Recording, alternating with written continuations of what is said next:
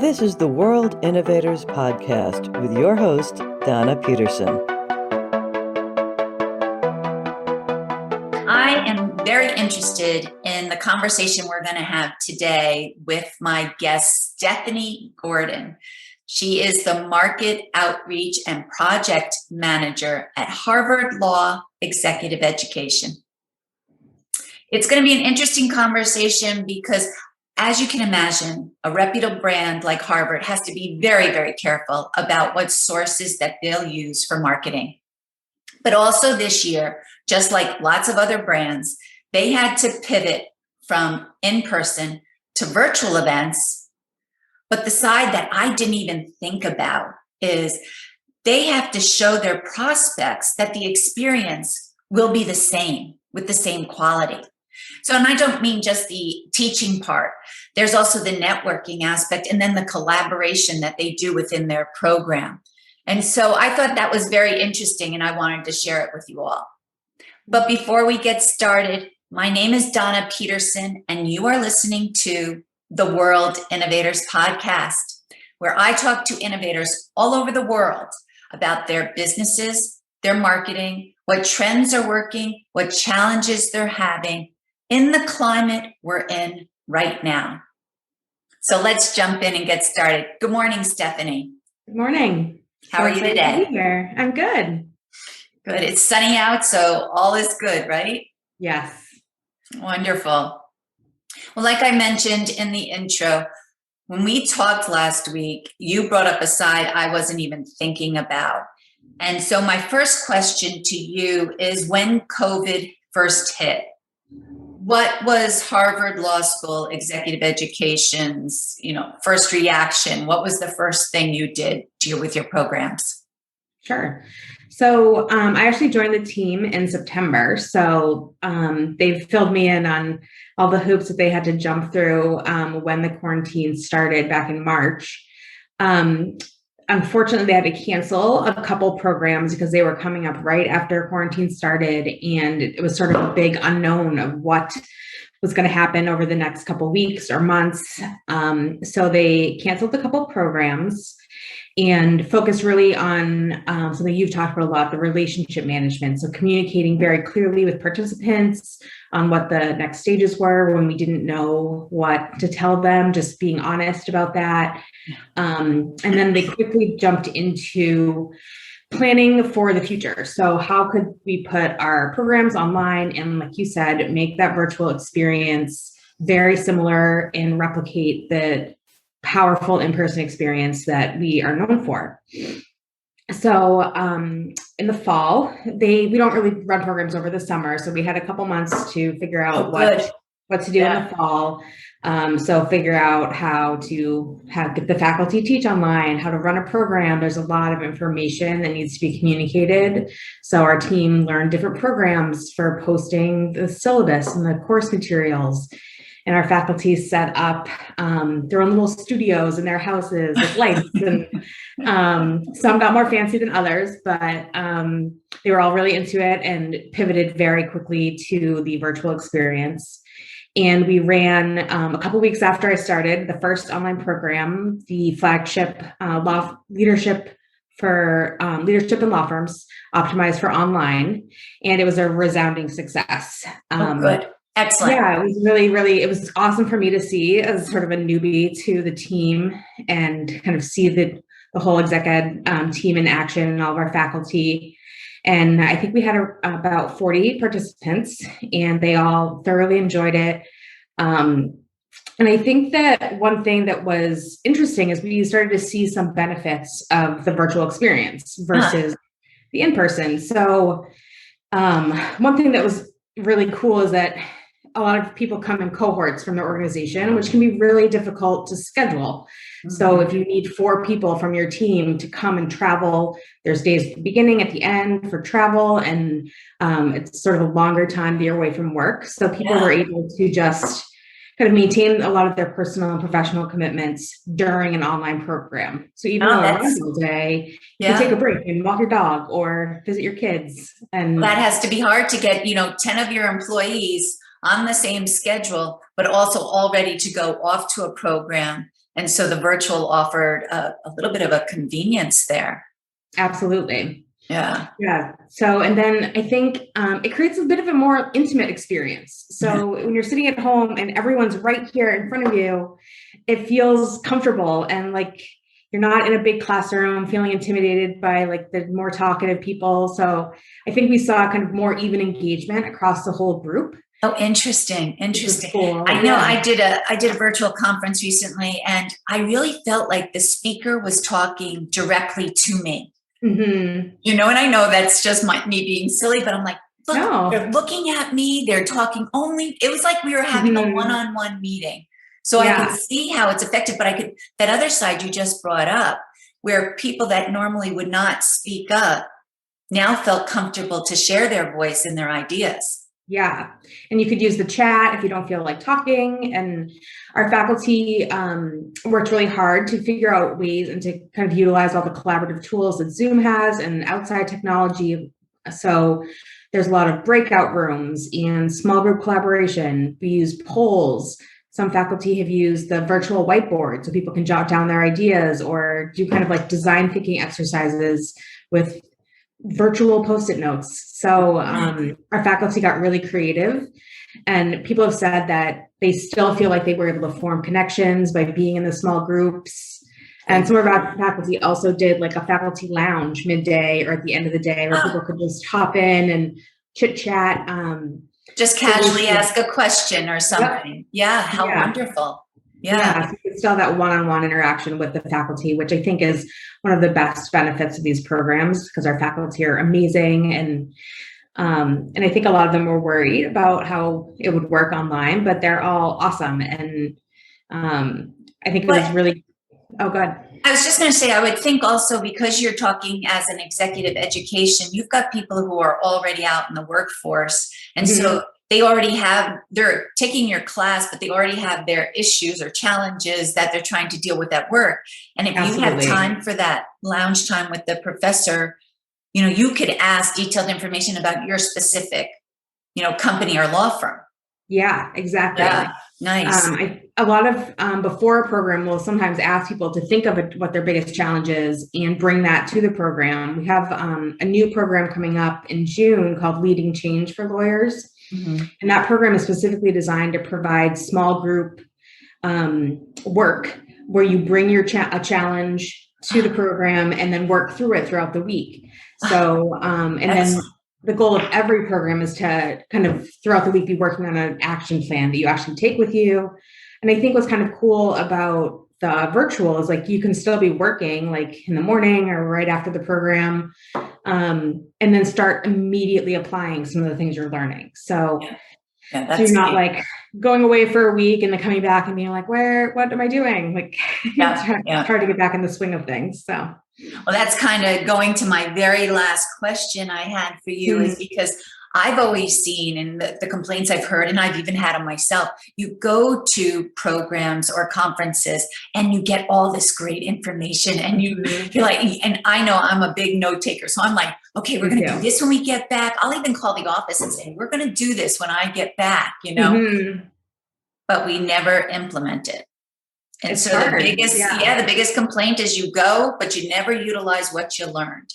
And so my question to you was, you know, how does Harvard get it that the people who attend your program start to implement what they've learned? And you've told us one part already about the, you know, the plan. Yeah. So the action plan is a huge part of that.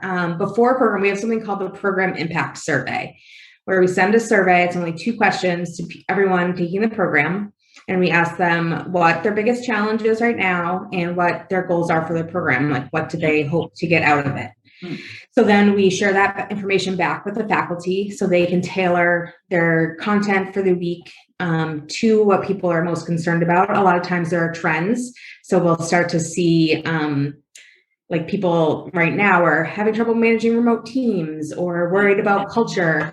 So they'll start to see what some of the similar problems are across all the participants. And I guess that could help you also think about other courses you might want to offer down the road. Absolutely. You know, if it's a common, you know, issue, You know, like you said, working remotely, especially with law firms, there's some issues, security, how do you talk to the clients? For some attorneys, it might be, how do you go to the courthouses, who knows? So yeah. interesting. Yeah, and our faculty have tried to address some of those remote issues throughout the programs over the past year. So I think law firms have fared better than a lot of other industries, but they're still facing different challenges. So kind of figuring out how to address those. So that is great information that we get from the survey. So then the second part of the survey is we send the same 2 questions a week after the survey, or after the program ends. So we send back, this was your biggest challenge, and these were your goals before the program. How have those changed? So what do you plan to do now to achieve dealing with whatever your challenge was? So they submit that information, and then 3 months later, we send those responses back to them and say, this was your action plan leaving the program. How are you doing? If you're like, have you thought about it at all, or have you completed it? We ask them to let us know how things are going, but it's really just serves as a reminder and information right in front of you, like, okay, this was what I was going to do. So you can try to, again, take those steps if you got back and you get bogged down with tiny, like everyday life things. So when you do that last survey, what has been your percentage of people who have actually implemented it to half of it implemented to didn't really do anything at all? So we actually just changed up the survey. In the past, we would ask that question in the third part, and we had a very low response rate because I think people were like, I don't want to think about this right now. They're checking up on me. Yeah. So we decided to shift and just send them information and send them their responses back, send the action plan, and say, we hope you're doing well. If you need help taking that next step, reach out to us. If you're having success, let us know. We'd love to hear it. And that's from the faculties, the faculty chair, so they can get back in touch if they need sort of that motivation. Yeah. And another thing that we do is we kind of feel like when someone completes a program, they're part of the HLS Exec Ed family. Yeah. So we have an alumni group on LinkedIn that all alums are encouraged to join, so people can continue to receive updates from us, new program news. One thing we try to do is have a program that's available to everyone at different stages of their career. So if you come for our accelerated leadership program when you're kind of more middle, early stages of your career, you can come back when you have more experience and have achieved a different level for leadership in law firms. So you help them grow basically throughout their career, and they can grow with Harvard and do that. Yeah. Well, that gets back to where you were saying about relationship marketing or relationships just in general. Yeah. If Harvard creates that good relationship at the beginning, you'll carry them through the lifetime of their career. Absolutely. Yeah. We hope that they'll come back, and a lot of our programs, we get applications because people are sharing what a great experience they had. So a lot of the marketing is done for us by people who have attended and then come back to their firm and say, this was awesome. You have to go and do this. Yeah.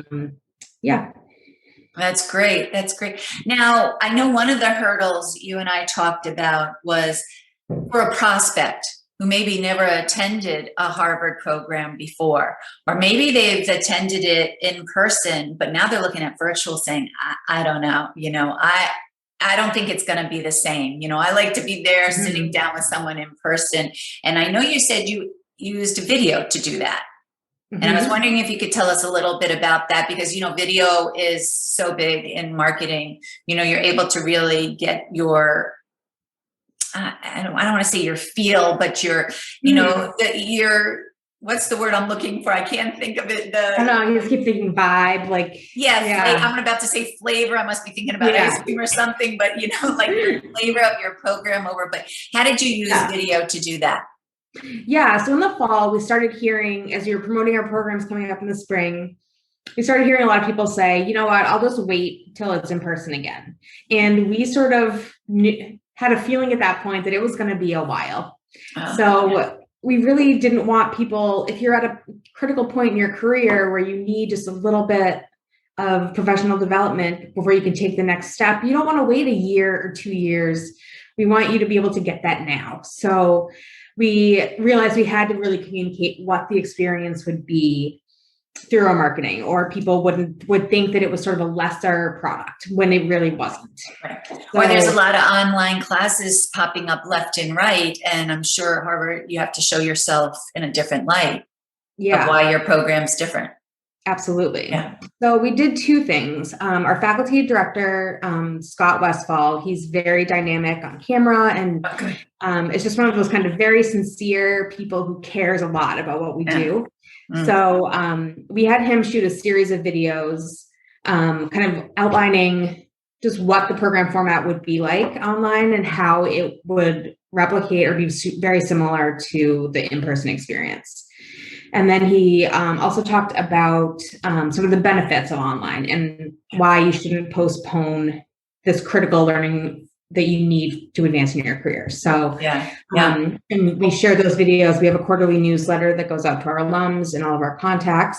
So that was featured in our newsletter. We shared it on social media, sent in emails. So I think that was one, and because Scott teaches in a lot of our programs, people know him. And I think it also said, okay, he comes across really well on video. Yeah, this is reassuring. That's a wonderful thing that you had someone like that who's at the top, who comes across great on camera. But then the way you also did it, you did it in a nice cohesive fashion where you were displaying them across different channels. You know, so, and now, like you said, you know, if people aren't commuting to the office or to the law firm or wherever they are, they have this extra time. And what a great time to work on your education. I know I have during this time. You know, I took it on as, you know, listening to more webinars, going to more conferences. I was able to go to conferences that were all over the world. And even though I do travel all over the world to go to conferences, I don't go to as many as I have done in the last year. So that's definitely a bonus. One really practical thing is that the program fee is less for a virtual program. So for people at smaller firms, it makes it a little bit more accessible for them cost-wise. And then also, you mentioned around the world, we've had participants from a lot of different places around the world, a lot of South America and Europe, who have been able to attend, where maybe the travel costs, they could have afforded the program, but the travel costs would have been prohibitive. So it definitely makes it more accessible. The one challenge is the time zone difference. So we have a lot of interest from Asia and Australia. So that makes a virtual program a little tough for those areas, but we've tried to choose timing that works for the largest population, but it's still, and they're sleeping in their own beds, so they're at least getting a good sleep whenever that time might be. So we had someone in a recent program who was in Australia and logged in at 2:30 in the morning and was ready to go and join the program, and she was just that interested. So that was really cool to see. Well, that is a side to the Harvard program I also wasn't aware of, is how you try to disperse where your registrants come from all over the world, so that you get a more of a collaborative discussion within the program with viewpoints of different parts, you know, and I never thought about that side of it with Harvard. And I think that the online format has sort of expanded our interest in reaching people from different places. I think if you're in the US, it's easy to come to Cambridge and come to campus, but I think we are hoping to continue a mix of online and in-person programs so we can reach people in other countries and continents. And I think it's just really cool for people to get the perspective of someone that doesn't work in a law firm down the street. So we're not covering necessarily like the specifics of and intricacies of law. It's more the leadership challenges that are applicable around the world.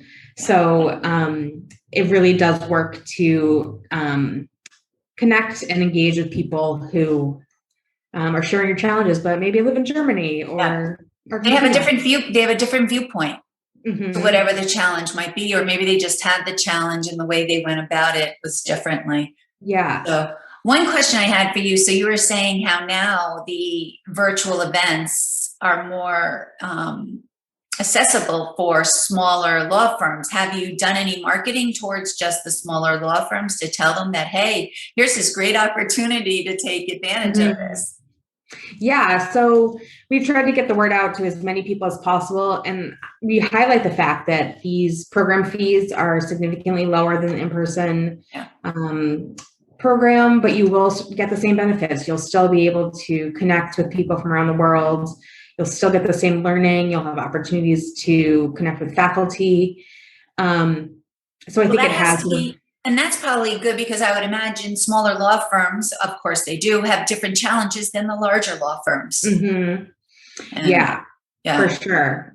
Yeah, so if you have 2 lawyers versus 200, it's definitely a different experience. But we had a program a few weeks ago called Women's Leadership, Adapting and Advocating in a Remote Environment. And we had women from higher education, from corporate in-house departments, from small law firms, large law firms, and a lot of their problems and challenges were the same. And I think and sometimes it's nice to talk to people that might be having the same challenge as you. I hate to use the misery loves company type of thing, but you feel like you're not alone in this challenge. And it's nice to hear from other people how maybe they were able to get around it, or maybe they haven't gotten around it, but you're both struggling together, and then you can kind of collaborate together to fix it.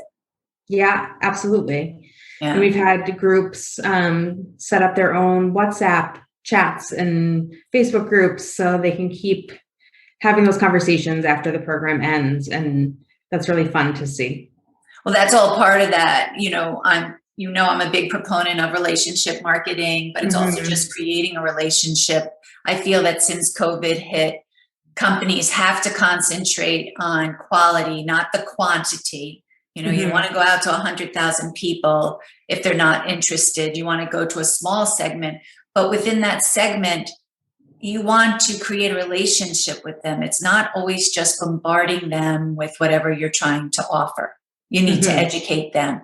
And that's where I think Harvard has done a great job, especially with the videos during this time of keeping your registrants, building that relationship with them, but also you're giving them the confidence that the program is going to be just as good. And in some cases, it might be better. Really depends on your personality, Absolutely, yeah. But it sort of does give more introverted people or people who have a very specific challenge kind of a better opportunity to be heard. So that's really cool. We've also seen a pretty big uptick this spring in firms, some of the larger firms wanting to do custom programs for their teams. So I think people maybe are missing the retreats or the things like that they would normally have. So they're looking for a way to provide value to their staff in these challenging times, which everyone says.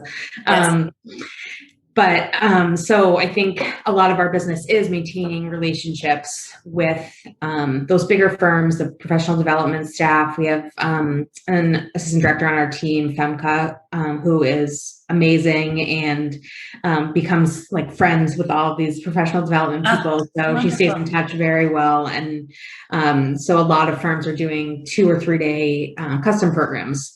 And that's a great way for firms within themselves to kind of bond and create different connections. Well, and to show they care. So Harvard is showing that they honestly care about helping these law firms, prosper, but also the law firm themselves. I feel like any time that you put some value in your employees or your lawyers there and you want to educate them, that's only a win-win for everyone, because you're back to creating a relationship, but more than that, you're being authentic and you're caring about them. Absolutely. So it's very interesting. So now, what do you think will happen in the future? Do you think your events will be a hybrid, or do you think you'll offer like 2 separate, some in person and some virtual? That is all still TBD. This fall, I think most of our programs will be online still. I know the law school students are coming back, but I think for executive education with the travel required, we are probably going to hold off till the spring, but we may do some custom programs in person. Yeah. But I think in the future, we've launched a couple programs this spring that are shorter. So it's a 3-day online program, but that would end up being a day and a half, 2 days, 1 day in person. So it's sort of a lot to travel for 1 day. Yeah. Yeah. So I think those really work well online. So I think the thought is that we'll do a mix. Right. With some of our shorter master classes online, longer kind of leadership development programs in person, but who knows what the future will bring. I think we've all learned that over the last year, that things can change very quickly. Well, who would have thought, we would be doing some of the things we're doing now? And when I was talking to a conference company yesterday, it was interesting because we were talking about, first you've got the country regulations about when you're allowed to travel. Then you have the individual companies deciding on when they're going to let their employees travel. And then you have the individual themselves. And I was talking to one woman who was asked to be a speaker, and she says, I'm just not comfortable going and speaking in front of a whole crowd yet. So I can see, like, with your international ones, especially, you kind of have to it's to be determined, because you got to sit and wait to see how the climate works out. Absolutely. Yeah. Because things feel like they're calming down here a little bit, but getting worse in other parts of the world. So I think it will be a little while before all the borders are open and everyone can travel. But we hope that will happen sooner rather than later. One of the things that keeps everyone on our team motivated is seeing the participants and the impact that these programs have. And you get that online, but seeing it in person is really a cool thing. So we're hopeful to get back to that soon. And you were very lucky to have that break last summer to kind of get all your ducks in order and get everyone organized, because, like, I know someone who's a news commentator, and, they had to quickly switch, and all of a sudden they are down in their basement doing the news because they had to quickly set up a studio to get going. And luckily Harvard had the opportunity to, sit back, get a plan together to go forward. Very interesting. Yeah. Well, this has been wonderful. I don't want to hold you too long, but I have to ask you my last and my fun question. Okay. As you know, I am big into health and fitness and marketing. And I feel in order for us to be innovative at work, you have to have a health and fitness side that helps you clear your mind and keeps us getting our results. So what does Stephanie do to energize yourself? And do you think it parlays into your job at Harvard? So I have, as you know, 21-month-old twins. So I'm not feeling energized a whole lot. I feel very tired all the time, but they have a lot of energy, and they're so much fun, and they're just doing new things every day, and they're so funny, and especially with each other, like, when they now give each other hugs, and it's like the cutest thing in the whole world. So they keep me motivated, and I think one other thing that we go for walks a lot. We go to the playground. So a lot of outside time with the munchkins that keeps me kind of grounded and not too stressed out. So I think the other thing is the team that I work with is awesome. They're all they care about what we do, and are super supportive. I have not met the majority of them in person. Oh my gosh, that's right. Oh, that's funny. But it's funny, like, how much you can learn about people through Zoom phone calls. So I think that helps me keep motivated and want to keep doing good work for this team and for the people that that come to our programs. Yeah. I think sometimes when we all go through do you want to say a crisis like this, how you all pull together and work does kind of create a strong bond, because now you've experienced something together. But, that working together and how people had to, I hate saying pivot because everyone says pivot, but quickly how people had to change so quickly. It had to be done, together. So, yeah. But But thank you totally agree. so much for your time today. And really, Thank you brought up some things that I find very interesting that I wasn't thinking about. So you. thank you very much for coming on the World Innovators Thank you. Podcast. Thanks so much. Talk to you later. Okay, bye. Thank you for listening to the World Innovators Podcast. For more information about today's topic, email us at dpeterson@worldinnovators.com or call 860-210-8088. And please make sure to subscribe so you don't miss a future episode.